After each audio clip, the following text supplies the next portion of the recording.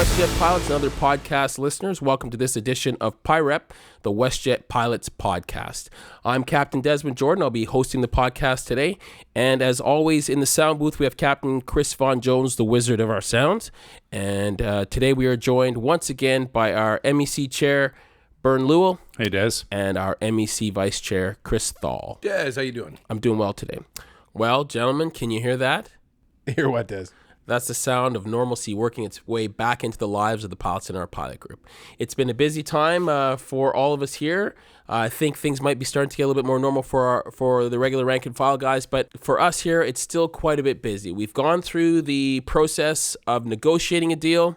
That was followed up with the process of ratification, which incidentally we had a 95% participation rate and an 87% approval rate for the agreement. And now we move on to the next step, which is the implementation phase. Bernie, I was wondering if you could tell us a little bit about how that phase is going right now. Sure, Des, and thanks. Again, like you said, June 9th, we got the results of the ratification vote, and they were in favor of the agreement. So since then, we've been working hard towards implementing the new agreement. What that's looked like is our negotiating team has really been sitting down with the company and going line by line through the contract, just making sure the wording is correct and the links are correct, and making sure both sides agree with the language and the intent. So that's almost complete. This week, we're just working on the final hyperlinks. That should be going down to Velo for final formatting. And then by the end of this week, we're hoping that we'll have it out to the pilot group. So, Bern, you mentioned that we were clarifying some language. Is that to say that there's language that's not been agreed upon, or is that something different? No, really what it does, what we're doing is we're going through line by line of the draft agreement. We're just making sure that everything makes sense so that when one line refers to another section of the contract, that line that it's referring to is correct. So it's really more just editorial, ensuring that the contract makes sense as a whole. Okay. So we kind of have a hot list of some of the items that have come up in the questions that have been circling around. So we're just looking to get some clarity on the retro pay and how that will be applied and how that will be distributed. Okay, Des, so we were just talking about that, and we got clarification last week on that. Anyone that was here as of the ratification day of the CA2, which was June the 9th, will be made whole with retro pay, as well as anyone that was here on property between January 1st and the present day that retired from the company. They will also get retro pay. The retro pay will be based on your MMG, your min-monthly guarantee, plus or minus whatever you picked up, plus overtime. What it will not include is any stipends. So that retro pay will be paid out. We're told right now for a Swoop pilot, it will be paid out July 15th, and for a WestJet pilot, August 15th. What about on the WSP, Bern? Sorry, Des. Yeah, I missed the WSP. On top of the retro for our salary, the pilots will get 15.5% based on whatever they have contributed to the WSP since January 1st. So accelerated closure of Swoop. Chris, do you have any other information about that, or can you expand on that? Sure, yeah. Obviously we were expecting it to take the entire year and a half, essentially till next October. Very positive for our pilot group as a whole to see Swoop shut down early and accelerated, and then them also mentioning that they're going to start working Sunwing in thereafter. So as far as details, one can only wonder why they closed it down sooner. However, I think that the efficiencies of bringing everybody in together as one group speak for themselves, Des. Yeah, Chris, it's interesting. They have accelerated that timeline with the closure of Swoop. They had over a year to do it, yet they've opted to do it in a matter of months. I think we're all in favor of that. The sooner the better. I think the pods would agree on that. But it does create some other issues like new bids and position bids. And with that, I wonder if, Bern, you could touch on the idea of the new vacancy bid as well as the reduction bid and how they relate to each other. Yeah, so I have to agree with you, Des. This is exciting that Swoop is shutting down sooner rather than later. So with that, though, comes, as you mentioned, a vacancy bid for October, and followed immediately after that by a reduction bid. So what we need the pilots to know is that if you're in a position right now that you don't want to be, bid on the vacancy bid. Now, I have to put a caveat in that. If you're a Swoop captain right now, do not bid on the vacancy bid. Following, and the reason for that is that a Swoop captain in the reduction bid will be red circled. So they'll maintain their current wage, go into whatever position they can hold in the Swoop reintegration bid or the reduction bid, as it's also known. Swoop captains should not bid on the vacancy bid, but right after the vacancy bid is being completed, then the reduction bid will be held. So, Des, we need every pilot to fill out their reduction bid or the Swoop reintegration bid, and that is to ensure that if on the long shot that they are reduced, that they have other positions they're willing to fill into. And I do have to emphasize that when I say everyone, I mean whether you're active or inactive, you need to fill out that Swoop reintegration bid. So when you say everyone, are you also referring to Swoop captains, or is there a specific set of circumstances around them? No, everyone has to. So the Swoop reintegration bid, the Swoop captains, that is the one bid that is most important that they fill out. So there does seem to be some confusion in the group about how this rebid is going to affect individual pilots. But Chris, what is your seniority number? I'm somewhere around the middle, Des. Okay. I'm an 18,000 employee number. Okay, so you're kind of a middle seniority pilot. Why don't you, or could you, put in layman's terms or give some context of how this bid is going to affect you, or how you're going to bid, or what you're going to do? Sure, and certainly as a disclaimer, this is just what I'm doing. It doesn't mean anybody Just has to do one it, person. but this is my interpretation of kind of what the company and what the union is directing a pilot to do. So I'm following that. As you know, there's a Winnipeg base opening up, Des, so that is where I live. That is my domicile. I'm currently based in Toronto. So my vacancy bid, I've put Winnipeg captain as number one. Number two is a fallback as Calgary captain. Commute's a little bit easier. I'm still probably a little junior for that anyways, but it's looking like I can possibly hold Winnipeg at this point. So those are my bids that I have in for the vacancy. And then reduction, what I did was I started at Winnipeg captain and I went down to anything else I was willing to take, all the way down to first officer positions, just to be safe. And I'm middle seniority. I don't think it's going to get actioned, but I have it in there just to be safe, to identify my preferences. What do you mean by just to be safe? Des, what I mean by being safe is that sometimes we don't know what the company is actually going to do as far as filling the positions. So I bid what I want. The danger is that if I don't bid what I want, it leaves it up to the company's discretion to where I will be based. And I'm not comfortable with that. So that's the reason why I put in those bids. So the vacancy bid and the reduction bid, they're all important in the completion of the implementation of CA2 and moving towards the idea of one list, one set of wages, one vision, and career path and clarity for our pilot group. You know, it's never a dull moment in aviation. We finish up with one integration, that of Swoop. And what comes next? Sunwing. Sunwing, Des. That's right. So how are we approaching that, and what do you think the process for completing that aspect will be? You know, the timelines are definitely TBD, Des, but we have our merger committee now fully spooled up. They are working every day on possibilities and planning, and they've been on calls with the MEC and LEC recently, getting direction and preparing for, I'm sure, what's going to be a very busy next 6 months. Who is it that's heading up the merger committee? Des, so we have Captain Francis Hain heading up the merger committee, and then working with him is Captain Rob McFadden, also known as Seabass. First Officer Paul Haslam is First Officer Ted Hebert, also on that committee. So those guys have been working towards what will be eventually the full integration of Sunwing with our pilots on the seniority list. So again, it sounds like we have another great group of volunteers involved in that committee with a long history and a great deal of experience working with ALPA. Francis Haynes is the chair of that committee, correct? Francis is the chair, Des. All right, and he was formally involved with negotiations. With He was on the negotiations. negotiations committee, so he's got a good background on how that works, working with the company. Now this time, he's actually going to be working with the Sunwing side of things. Okay, yeah, I was going to ask you that. So I was curious. He's our chair. Has he had any contact or been in contact with his counterparts over at Sunwing? He absolutely has. Now they have their own merger committee that they have set up, and they are working on their side to essentially protect the rights and seniority rights specifically of their group. So yes, Francis has been in touch with them, and the MEC's Des have also been talking quite often, every couple weeks, I would say at this point, about the merger and what is to come. You know, we just watched Swoop become integrated a lot quicker than we expected, And I think we can expect the same with Sunwing. It's already been kind of hinted at that is what's going to happen. Now, how soon, we don't know, but we are all preparing, at least on our side, for a very quick resolution. Now, another question or issue that pops up that we're hearing on the line is about the timelines for implementation of CA2.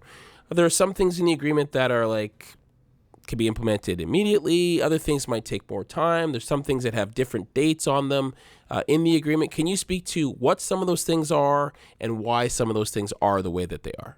I think rather than going into specifics, Des, you could look at the question on why can't things be turned on overnight, right? And we have to look at all the examples across the board where, it's not as simple as we want it now in a lot of cases. We're getting darts. Let's just take the hotel committee, for example. We're getting, a reduced amount of time where we have to be downtown, right? So we're moving to 16 hours and we're going to be downtown, but we have hotel contracts in place. So a lot of these, when the hotel contracts come up, they're going to be renegotiated. We're going to put a new bid out. We can apply to a new lot of hotels in whatever city that may be. That's things that we can't just say, well, now we need a bunch of new downtown hotels and an increase to the number of those downtown hotels because of the new CA. It's not realistic. So we're working with the company to make sure that we follow the process and we can organically achieve what the contract says. Again, some of these things are not instant. Is there a place or will there be a document coming up that might have some more information around this? Yes, yes. So we have all the timelines that are specified in the CA. We're going to put it into, it's sitting right now in an Excel spreadsheet. That's going to be formatted into something that pilots can hang on to, hopefully placed into the EFB on your iPads when you're at work so that you're saying, hey, is this piece in place yet? You'll be able to go look that up. Again, it's kind of on our next to-do list after we can actually get the hard document out to the pilots. But you can look for that in the next month or two. So more work to be done, need more people to do it. With that in mind, let's talk about some of the new committees that we have and that we're looking to stand up. Sure does. Where are we at with that? Well, several new committees, right? So those that got the fast read this week, you would have seen we had a call out for a few individuals. Pilot Training Committee was one. We're still looking for a 787 training representative to sit on that committee. We have the Crew Resource Requirement Committee. That's looking for another individual to participate on essentially working with the company on the bids. Our Scheduling Committee is looking for a Pairing Construction Committee individual, and this is something that we really need. They're going to be working on their computer. We're looking for someone with some computer skills that is going to be able to run a lot of our scheduling and help actually build. And this is a big part of our CA, help actually build the company's pairings alongside with the pilot group. FRMS looking for an individual, Des, so that is fatigue-related matters, as well as our Jump Seat Committee looking for another person. So certainly some committees, some volunteers required with, I guess, some of the control we've been able to gain through CA2, Des. And if anybody is looking to volunteer, there was a link in the last fast read, but you can also use the volunteer portal on the MEC website as well. So it sounds like there are a number of new committees that are starting and being stood up, but there's also a large number of committees who were working throughout this entire process and are continuing to work with the company. I'm wondering, have you noticed any changes in the lines of communication between our CEO, Mr. Van Hoosbroek, and our Chief Operating Officer, Mr. Penn, or are there still some difficulties there? Bern? Des, so far what we've seen from the company is actually collaboration, which is a refreshing change from what we saw with CA1.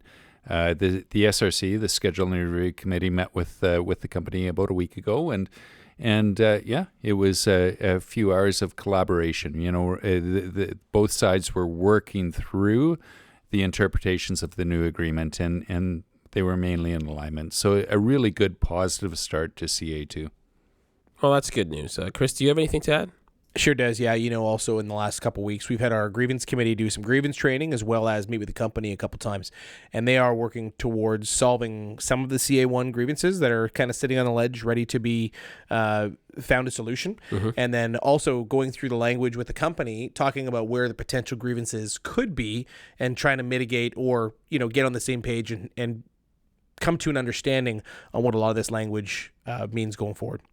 Chris, you mentioned some of the grievances in CA1. Where are we with that? There were some that were being cleared and some that were not being cleared. Where is that at? Right. So most of the major grievances that affect large numbers of pilots are likely to continue and wait for an arbitration date, depending on the grievance itself. However, we have a lot of little grievances still hanging and waiting to be solved. So those are the ones we're targeting right now, trying to clean up. It's important to note, I think, while we're on this topic, Des, that any grievance or any event that occurred during CA1 will still be treated under the CA1 contract. Now, any new grievances that pilots discover that the union supports and will file the grievance on the pilot's behalf, that will be dealt with under CA2. Okay. So, Bernie, we've talked about the new committees that are being stood up and the call for volunteers. We've talked about the existing committees and how they continue to work with the company and possibly a change in how they're communicating there. What about the one committee that was quite prevalent over this entire process, the strike committee? What's happening with that now? So yeah, thanks, Des. I do want to reiterate that the strike committee has now disbanded and gone back to its original formation, which is the SBSC, led again, or still I should say, by Christina Thompson. And I would like to put out a shout out there to everyone on the strike committee. Huge shout out. Yeah, absolutely. Those guys were able to take us over the line. You know, the company knew we were serious about potentially doing work action, and that's what it took to go the extra mile. So thank you again to Christina Thompson and everyone that helped out on that committee. One thing I know for sure, Christina Thompson, you want to stay on her good side. So there is some paraphernalia left over from our strike events and our rallies. Is there any plans, or are there any plans to distribute them amongst the pilot group? Yeah, it does. You know, there is a plan to distribute a lot of the strike signs to our pilots. There will be a comm on that. We're still working on the logistics of it. Likely it'll be a donation to the RMHC, Ronald McDonald House of Canada. And with the receipt of that, you'll be eligible to purchase one of the signs, and any proceeds from those signs will go to RMHC. So that's what we're looking at. It probably is going to take a little bit, but keep an eye out for that communication. We are looking to offload certainly a little bit of office space into people's garages, into people's basements, or if you're like me, right in front and center of my office. Okay, good. You had mentioned that the proceeds may go to Ronald McDonald House. We have a couple of other events that are going on in the pilot world that are also going to benefit Ronald McDonald House. We sure do. Would you like to speak to those? So, Des, we have a golf tournament here in Vancouver. We also have a golf tournament that we had a couple of weeks ago in Toronto. And the proceeds of both those tournaments are going to the Ronald McDonald House. We also have a golf tournament right now scheduled potentially for September of this year, and that'll be in Airdrie for the Calgary folks. The proceeds of that one will be going to a local charity in the Calgary area. So we're really excited that as a pilot group, we are contributing to the local communities. All good news. And we also have the Canadians game that we just went to, and there will be some proceeds from that going to the Ronald McDonald House as well. Okay. So we have a little bit of procedural housekeeping to do here. So the MEC elections are coming up on the 23rd of August in Calgary. Do you have any additional information on that, Chris? You know, we're setting a date of the 23rd, like you mentioned, Des, so pilots have the ability to bid it off if they want to be there for the elections in person, if they do possibly even want to run. The local council will be choosing another term of MEC on that date. So just for full disclosure, bottom-up organization, we want our members to be able to come, show up in Calgary on that date if they're interested or if they're there to support. And the position is to run from September 7th of 2023 to September 7th of 2025. Thank you, Bernie. Important information about the electoral process for our association. And, you know, with such a high percentage of ratification vote, 87%, I hope to see all three members of the MEC executive running for their positions again. Hey, it's been a busy podcast. Thank you again to everybody for listening. And, you know, we've had a lot of positive feedback from the pilot group about the podcast. And with that in mind, we are intending to keep these going in the future. It will probably look like we will bring in other guests, like subject matter experts, to speak on various aspects or areas of the CA as it continue to go through implementation. So until next time, as always, stay informed, continue to read your communications, stay engaged, wear your lanyard, and hey, volunteer for some of those positions that have been mentioned here in this podcast, and most importantly, stay safe. Thanks again for joining us for this edition of PIREP.